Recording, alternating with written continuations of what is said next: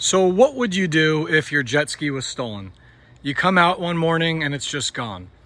Well, there's a couple steps you can take to ensure that your ski does not go too far.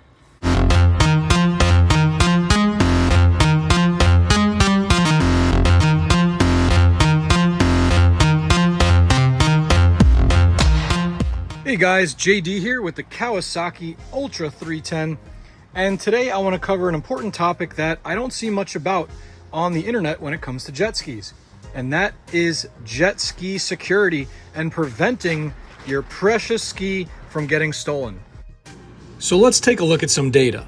This is the latest available data from the NICB, the National Insurance Crime Bureau. You can see that Florida is number one on the list for PWC and vessel thefts, with a recovery rate of just 40%. Now I'm here in South Florida. South Florida is actually one of the hottest regions in the country for jet ski thefts. So there's a couple things you want to do to ensure that your ski doesn't get stolen, and if it does, how can you get it back? Now let's take a look at vessel thefts by manufacturer. When looking specifically at personal watercraft, Yamaha Wave Runners are the most stolen watercraft, followed by Sea-Doo and then Kawasaki. Kawasaki has a recovery rate of 39%, Sea-Doo at 35%, and Yamaha bringing up the rear with a 33% recovery rate.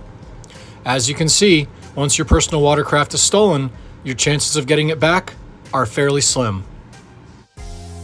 I literally have these in everything, and that is an Apple AirTag. Now these aren't that expensive. The Apple Find My dashboard within your iPhone, iPad, or iMac is extremely easy to use. And I've used these for quite a few years. They last multiple years on a battery. And the accuracy with these via GPS is down to just a couple feet. And if you're looking for something with these in there, when you get within 3 feet, it'll tell you, hey, you're close. And these even have a beep. You could trigger these to beep so you could help find whatever device it is. Now what I have here is a little waterproof case. And so basically, I've got this paired within my iPhone, and then I've got this little waterproof case for it. You can see it snaps like that. And this has room to accommodate a zip tie. Now what I do is I pull some panels off and I zip tie this way deep inside the ski. So I'm not going to tell you exactly where, because that would kind of ruin it for me, right? And just to be overly redundant, I have this other device here. This is called a tile. Now a tile is compatible with both Android and Apple devices. For a ski like this, I want to be able to make sure that if it does somehow go missing, I'm able to direct law enforcement or take things into my own hands and go and get my ski back. So you might be wondering how products like this work. And of course, after seeing this video, you can go on the internet and research it a little further. But in brief, these devices use Bluetooth to connect to nearby devices. Now, Tile uses devices that would have the Tile app or individuals that are registered on Tile, whereas this Apple AirTag will use any device nearby, essentially crowdsourcing any Apple device nearby that this is in range with, about 500 to 600 feet, as long as it's a device with Bluetooth enabled, which, as you can imagine, is nearly every modern electronic device in use today.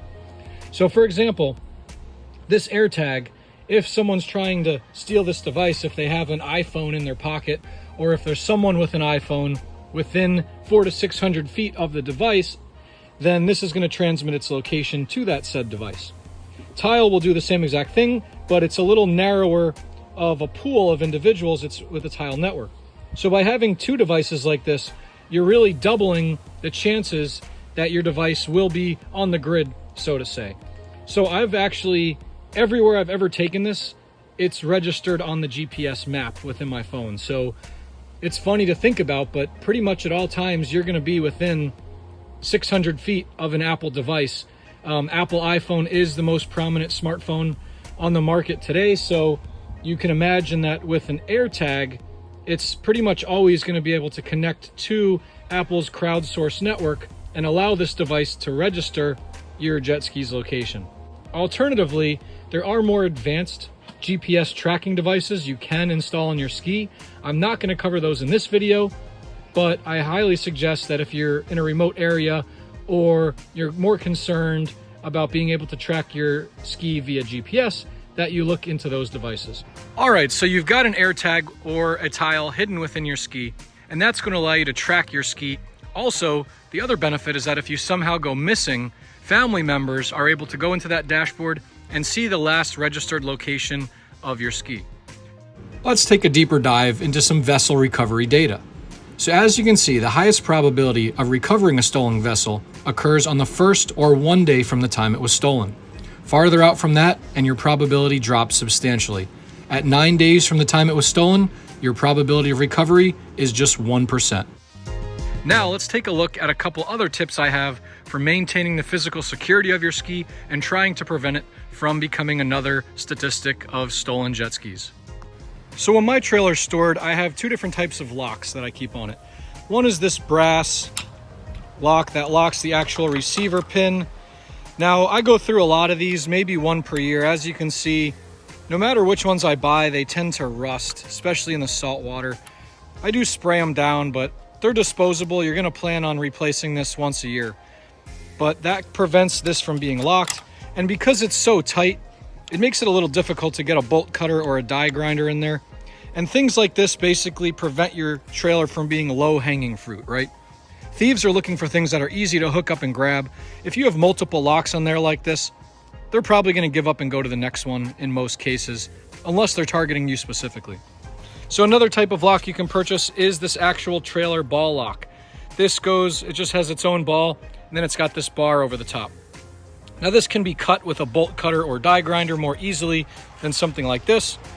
Also, you have to realize that with these bolts here, someone could literally just pull these bolts out and swap the actual receiver on the trailer if they were really determined, but they'd have to be able to do that without being detected.